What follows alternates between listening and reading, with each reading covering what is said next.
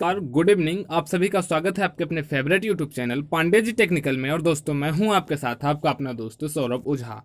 रात के 9 बज चुके हैं, इसीलिए सभी बच्चों को एक बार गुड इवनिंग। और हम आज अपने इस वीडियो में आपको बताने वाले हैं यूपी पॉलिटेक्निक फर्स्ट सेमेस्टर के सभी स्टूडेंटों के लिए केमिस्ट्री।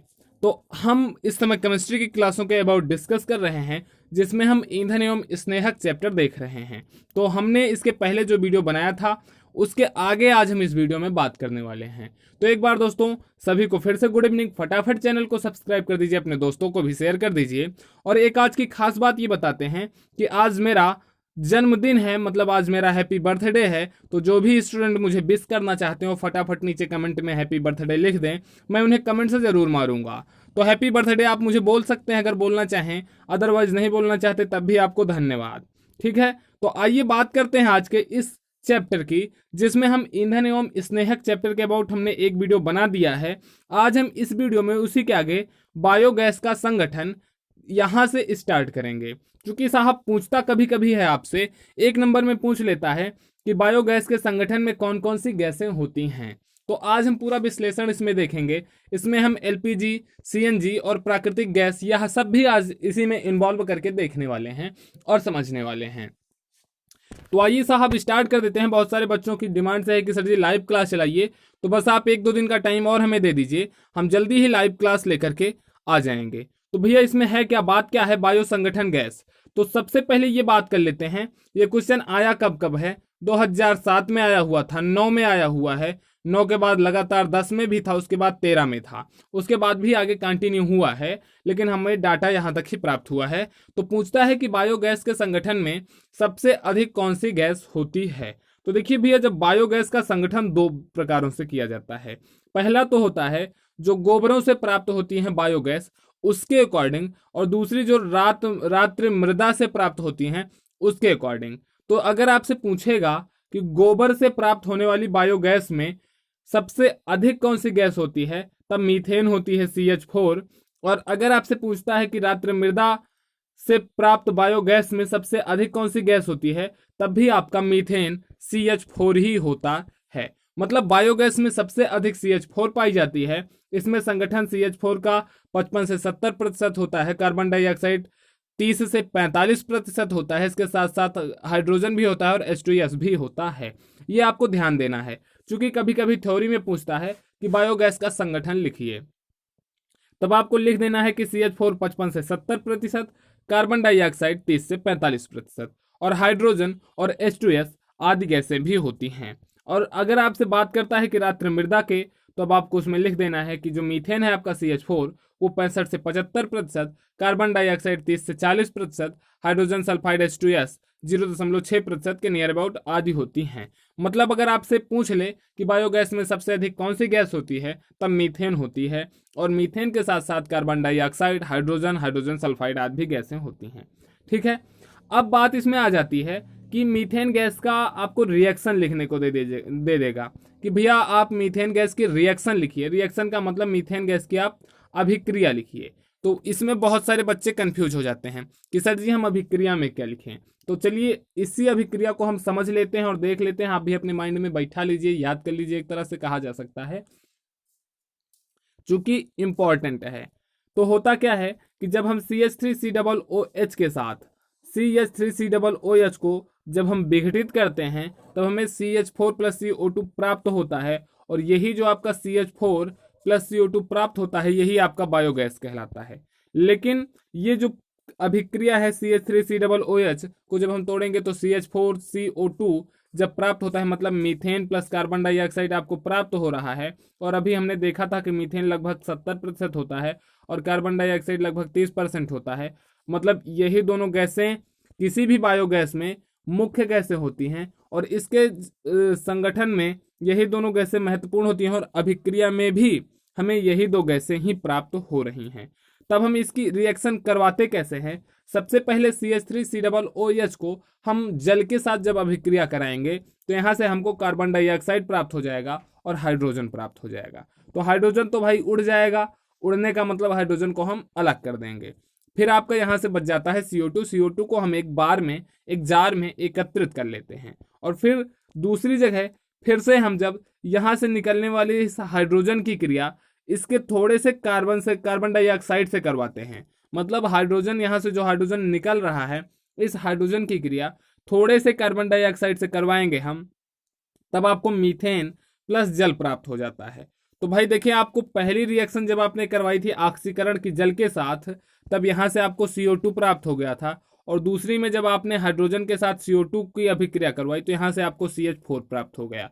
और जब इन्हीं दोनों को एक ही जार में एकत्रित कर दिया जाएगा, एक ही जार से ये दोनों जब निकलेंगे ऊपर उड़ते हुए, तभी आपका CH4 प्लस CO2 बन जाएगा, मतलब बायोगैस आपकी बन जाएगी। यही होती है इसकी रिएक्शंस। उसके बाद सर जी आपको करना क्या है कि इसके आदर्श जो रिएक्शंस हैं आपको उसको देख लेना है, समझ लेना है। क्यों? चूंकि अगर आप एक बार समझे रहेंगे तो वो अच्छा रहेगा। हम जो बता रहे हैं वैसे ये इंपॉर्टेंट है, वेरी इंपॉर्टेंट है। बाकी अगर आप एक बार अपने माइंड से और एक्स्ट्रा चीजें देख लेंगे तो अच्छा रहता है। फिर उसके बाद बात आती है कि बायोगैस को प्रभावित करने वाले कारकों को लिखिए। ये क्वेश्चन 2 नंबर में पूछता है कि बायोगैस को प्रभावित करने वाले कारकों का वर्णन कीजिए, ऐसा प्रश्न आपसे पूछेगा। तो सबसे पहले आपको ये ध्यान देना है कि टेम्परेचर। देखिए बायोगैस बनती कैसे है, जब कोई भी अपशिष्ट पदार्थ होता है, वेस्ट मटेरियल होता है, वो जब सड़ जाता है, उसके सड़ने से ही हमें बायोगैस प्राप्त होती है। मतलब वो सड़ेगा तो कुछ ना कुछ टेम्परेचर जरूर रहेगा उसका, तभी वो सड़ेगा। तब इसके लिए टेम्परेचर महत्वपूर्ण एक कारक होता है। अब टेम्परेचर, मान लीजिए आप किसी भी वस्तु को ले लेते हैं और उसको फ्रिज में रख देते हैं, फ्रीजर में, तो फ्रिज ठंडी होती है, इस कारण से वो वस्तु लंबे दिनों तक चलती है, जल्दी बेकार नहीं होती, जल्दी नहीं सड़ती है। मतलब टेम्परेचर कम अगर रहता है तो वस्तु के सड़ने के चांसेस जो हैं वो कम होते हैं। मगर यदि टेम्परेचर अधिक हो जाए, गर्मी के दिनों में हम कुछ भी सामान रखते हैं और देखते हैं शाम को अगर रखा है तो सुबह वो सामान बेकार हो जाता है। मतलब अगर टेम्परेचर अधिक रहेगा तो वस्तु के बेकार होने की जो संभावनाएं हैं वो अधिक रहेंगी। बस बिल्कुल इसी कॉन्सेप्ट से समझ लीजिए, अगर टेम्परेचर हाई हो जाएगा, अगर टेम्परेचर हाई हुआ तो जो गैस बनने की क्रिया होगी वो अधिक हो जाएगी। मगर यदि टेम्परेचर लो रहा तो जो गैस बनने की दर है वो कम हो जाएगी। सामान्य तौर पर देखा गया है कि बायोगैस उत्पादन के लिए 35 से 40 डिग्री सेल्सियस तक का टेम्परेचर होना चाहिए, और इसके नियर अबाउट भी थोड़ा बहुत ऊपर नीचे चल जाता है। लेकिन अगर टेम्परेचर जो है 15 डिग्री सेल्सियस नीचे पहुंच जाता है, 15 डिग्री सेल्सियस पर हो जाता है, तब वहां पर गैस आपकी बायोगैस नहीं प्राप्त होती है। ठीक है, तो पूछ लेता है कि बायोगैस के लिए न्यूनतम टेम्परेचर क्या होता है। तो बायोगैस के लिए न्यूनतम टेम्परेचर जहां पर बायोगैस उत्पादित नहीं होती 15 डिग्री सेल्सियस हो जाती है, और सामान्य टेम्परेचर 35 से 40 डिग्री होती है। अब फिर इसके बाद आती है लोडिंग दर। लोडिंग दर का मतलब आपके पास एक टैंक है, आपको बायोगैस बनाना है, तो आप इसमें कितना गोबर और कितना वाटर मिलाएंगे, आपका बस यही कहलाता है लोडिंग दर। तो सीधी सीधी बात है, गोबर और जो पानी का रेशियो होना चाहिए वो आपका 4:5 में होना चाहिए। मगर इसका मतलब अगर आप 4 टन गोबर उसमें डालते हैं तो 5 टन आप उसमें पानी डालेंगे, दोनों का जो रेशियो होगा वो 4:5 का होना चाहिए, तब उसमें से बायोगैस बहुत अच्छी मात्रा में, बहुत अच्छी क्वालिटी में और एक अच्छी क्वांटिटी में आपको प्राप्त होगी। फिर पीएच मान। भाई पीएच मान भी एक बहुत महत्वपूर्ण कारक होता है, पीएच मान हमने आपको बता दिया था। लेकिन अब जब बायोगैस का कॉन्सेप्ट है तो यहाँ पे हमें यह बताना है कि कितने पीएच मान पर बायोगैस अच्छे से बनती है। तो 6.8 से 8 तक अगर पीएच मान होता है किसी भी बायोगैस होने वाली एक्टिविटीज समय, तो वहां से बायोगैस जो है वो अधिक मात्रा में बनती है। आप दोस्तों फटाफट चैनल को वीडियो को लाइक कर दीजिए और इस वीडियो को अपने दोस्तों को भी शेयर कर दीजिए, क्योंकि इंपॉर्टेंट है। केमिस्ट्री से सभी बच्चे डरते रहते हैं, बहुत सारे बच्चों के मुंह से हमने सुना है कि सर जी हमें सब कुछ आती है बस केमिस्ट्री समझ में नहीं आती। तो ये आप कन्फ्यूजन अपने माइंड से बाहर निकालिए, क्योंकि आप पांडे जी टेक्निकल से जुड़े हैं और आप सौरभ ओझा से जुड़े हैं। मतलब आपके माइंड में ये बिल्कुल भी कन्फ्यूजन सा नहीं होनी चाहिए कि सर जी केमिस्ट्री नहीं आती। अरे भैया, अब आप कहेंगे, अगर पूरी वीडियो से देख लेंगे तब आप केमिस्ट्री का पेपर जब दे के आएंगे तो कहेंगे सर जी बिल्कुल आपने जो बताया था टोटली क्वेश्चन है वहीं से फंसा है, बाकी और क्वेश्चन कहीं से आया ही नहीं है। क्यों? चूंकि हमने आपके लिए शोध किया है। ठीक है, तो इसके बाद हम आपको ये होमवर्क दे देते हैं कि जो गोबर गैस होती है, गोबर से निकलने वाली जो गैसें होती हैं उसे गोबर गैस कहते हैं। इसकी उपयोगिताओं का आप अध्ययन कर लेंगे कि इसका यूज कहाँ कहाँ पर होता है। इसमें जो गोबर गैस होती है, हमने देखा है कि एलपीजी के एज अ एलपीजी मतलब लिक्विड पेट्रोलियम गैस की तरह भी इसका खाना बनाने में उपयोग किया जाता है गोबर गैस का बहुत ज़्यादा। हमने देखा है कि गोबर से जो बच्चे बनाते हैं उससे लाइट भी जला ली जाती है कभी कभी।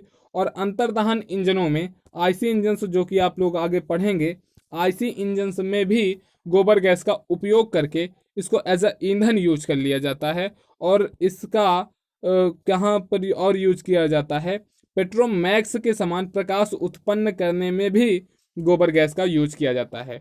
और जो गोबर गैस बनती है, जहाँ से गोबर से आती हैं, गोबर के जब वेस्ट हो जाता है तो हम उसको खाद के रूप में भी यूज कर सकते हैं। तो मतलब गोबर से हमें बहुत ज़्यादा पर्यावरण हमारा स्वच्छ रहता है, बहुत ज़्यादा उससे गंदगियाँ नहीं निकलती हैं, प्रदूषण नहीं निकलता है। इसलिए गोबर गैस एक बहुत ही बेस्ट ऑप्शन है हमारे लिए यूज करने के लिए। फ्यूचर का, इसको आप एक तरह से बोल सकते हैं कि फ्यूचर का ये बहुत ही अच्छा ईंधन है। ठीक है, तो गोबर गैस आप पढ़ लीजिएगा। जब आप गोबर गैस संयंत्र लगाते हैं तब आपको गवर्नमेंट्स के द्वारा बहुत सारी सुविधाएं दी जाती हैं। बस आपसे अगर इसमें पूछेगा तो सीधे सीधे पूछेगा कि गोबर गैस की उपयोगिताएं लिखिए। केवल इतना ही प्रश्न इससे बनता है और इतना ही बनता चला आया है और आगे भी इतना ही बनेगा कि गोबर गैस की उपयोगिताएं लिखिए। तो भाई गोबर गैस की उपयोगिताएं आप खुद समझ सकते हैं, हमने बताया है और आप पढ़ भी लीजिएगा थोड़ा बहुत इसमें, बाकी हमने बता दिया है काम भर का।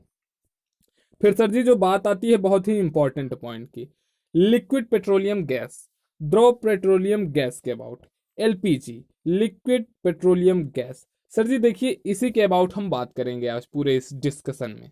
ये जो एलपीजी गैस है ये होती क्या है, इसमें कौन कौन सी गैसें होती हैं, और हमने एलपीजी गैस देखी है कि नहीं देखी है, पूरा कॉन्सेप्ट आपका हम क्लियर करेंगे। देखिए सबसे पहले तो आपसे कोई पूछे भाई लिक्विड पेट्रोलियम गैस क्या है, एलपीजी क्या है, अगर आपसे कोई पूछता है एलपीजी क्या है तो बहुत सारे बच्चे फटाफट बोल देते हैं लिक्विड पेट्रोलियम गैस। अरे भाई वो पूछ रहा है एलपीजी क्या है, आप एलपीजी का फुल फॉर्म बता रहे हैं, ये गलत बात है। आपसे अब कोई पूछे कि एलपीजी क्या है तो आपको बताना है वे सभी हाइड्रोकार्बन्स जिसमें एल्केन C3 और C4 प्रकार के एल्केन व एल्काइन हाइड्रोकार्बन्स होते हैं, उनसे जो एक विशेष रूप से संगठन बनता है, जो गैसें बनती हैं, उसी गैस को हम एलपीजी बोलते हैं। मतलब फिर से हम समझते हैं कि विशेष रूप से इसमें C3 व C4 प्रकार के एल्केन व एल्काइन हाइड्रोकार्बन पाए जाते हैं, और इन्हीं C3 या C4 प्रकार के एल्केन व एल्काइन हाइड्रोकार्बनों से जो गैस बनती है वही गैस आपकी एलपीजी कहलाती है। और उसमें संगठन जो होता है वो आपका होता है एन ब्यूट्रेन, ब्यूट्रेन आपका 27% होगा, 2 ब्यूट्रेन 25% होगा, ब्यूट्रेन आपका 43% होगा। एन का मतलब कोई भी आप यहाँ पर ले सकते हैं, मतलब 1 ब्यूट्रेन, 2 ब्यूट्रेन, 3 ब्यूट्रेन। अब वो उसके स्ट्रक्चर पर डिपेंड्स करता है और स्ट्रक्चर हम आपको आगे बताएंगे। बस आपको यहाँ समझना है कि एन ब्यूट्रेन 27% होता है, प्रोपीन आपका 2.5% होता है और 2 ब्यूट्रेन आपका लगभग 25% होता है। ये तो बात होती है आपका एल्काइनों में। लेकिन जब हम बात करते हैं एल्केनों में तो एल्काइनों में आपका एन ब्यूट्रेन 70% होता है।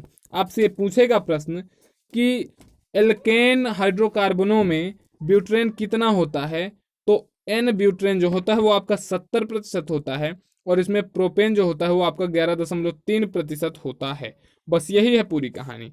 और कभी कभी ये देखा गया है कि एलपीजी हमने कहाँ पर देखा है, तो भाई सबके पास गैस होता है। हमने गैस देखा होगा, गैस सिलेंडर जिससे हम खाना बनाते हैं हम लोग, तो उस एलपीजी जो सिलेंडर होता है उस सिलेंडर के अंदर जो गैस भरी होती है वो गैस आपकी लिक्विड पेट्रोलियम गैस ही होती है। लेकिन अब एलपीजी की प्रॉपर्टी आपसे पूछेगा, आपको उसमें आगे लिख देना है कि एलपीजी से हम खाना बनाते हैं, हमारे घरों में खाना बनता है। हमने देखा है मेट्रोमैक्स के समान, मेट्रोमैक्स जलता है तो मेट्रोमैक्स में एलपीजी गैस ही भरी जाती है। तो एलपीजी का हम यूज खाना बनाने में, प्रकाश करने में और बहुत सारी जगहों पर करते हैं। आपको इसके यूज देख लेना है, ठीक है, एलपीजी गैस के। लेकिन एक बात और इसमें आएगी कि एलपीजी गैस गंधहीन होती है, मगर ये गंध फिर कैसे करती है। तो ऐसा प्रश्न बनता है कि एलपीजी जो गैस होती है वो गंधहीन होती है, इसको गंधयुक्त बनाने के लिए इसमें एक पदार्थ मिलाया जाता है जिसका नाम होता है इथाइल मरकैप्टन। इथाइल मरकैप्टन का जब हम यूज एलपीजी गैस में कर लेते हैं तो वो गंधहीन हो जाती है और जिससे हमें पता चलता है कि कहाँ पर आपकी गैस लीक हो रही है। ठीक है, क्या नाम होता है उसका, इथाइल मरकैप्टन। इथाइल मरकैप्टन बहुत ही इंपॉर्टेंट नाम है जिसका यूज हम एलपीजी सिलेंडरों में करते हैं, लिक्विड पेट्रोलियम गैस का सिलेंडरों में करते हैं, जिसके कारण उसमें से आपको सुगंध मिलती है, उसकी गंध हमें महसूस होती है। ठीक है, तो ये तो रहा कॉन्सेप्ट सर जी आपका एलपीजी गैस का, काफ़ी इंपॉर्टेंट है। एलपीजी गैस आपका बहुत इंपॉर्टेंट होता है और एलपीजी गैस से आपसे क्वेश्चंस भी बनते हैं। ठीक है, तो आपको अब इसके आगे आपका पड़ता है एलपीजी गैस का उपयोग। तो देखिए एलपीजी गैस का उपयोग हम कहाँ कहाँ पर करते हैं। एक अच्छे ईंधन के रूप में धुआं रहित नीली ज्वाला के साथ जलाने में वायु प्रदूषण इससे नहीं होता है और इसको आसानी के साथ भंडारित किया जा सकता है। हम एलपीजी जो गैस होती है उसको आसानी के साथ किसी सिलेंडर में एकत्रित कर सकते हैं। तो बस यही है इसका कॉन्सेप्ट कि इसको हम आसानी के साथ एकत्रित कर सकते हैं और इसको जलाने से कोई भी विषैली गैस आपकी उत्पन्न नहीं होती है। अब यहाँ पर आपको नीचे दिया गया है कि विशेष दुर्गंध हेतु एलपीजी गैस में इथाइल मरकैप्टन का यूज किया जाता है, जो कि हमने आपको पहले ही बता दिया है। और इसकी प्रॉपर्टी क्या होती है, ये बहुत अधिक ज्वलनशील होती है एलपीजी जो गैस होती है, और ये प्रदूषण मुक्त होती है, मतलब इससे आपका धुआं बहुत कम निकलता है और प्रदूषण इससे बहुत कम होता है। तो ये तो बात रही आज आपकी एलपीजी की। अब नेक्स्ट वीडियो में हम बात करेंगे सीएनजी की। सीएनजी से हमने देखा है कि गाड़ियाँ चलती हैं, कैसे चलती हैं, क्यों चलती हैं, इसमें क्या कौन कौन से मटेरियल्स होते हैं, और सीएनजी हम गैस कहते किसे हैं, इसकी प्रॉपर्टीज से क्या क्या होती हैं, और इससे कैसे क्वेश्चंस बनते हैं और कितने नंबर के क्वेश्चन बनते हैं, ये सारा पूरा का पूरा कॉन्सेप्ट हम अपने अगले वीडियो में बताएंगे। ठीक है दोस्तों, तो नमस्कार, जय हिंद, जय भारत। फिर मिलते हैं अगले वीडियो में, तब तक के लिए जय हिंद, जय भारत।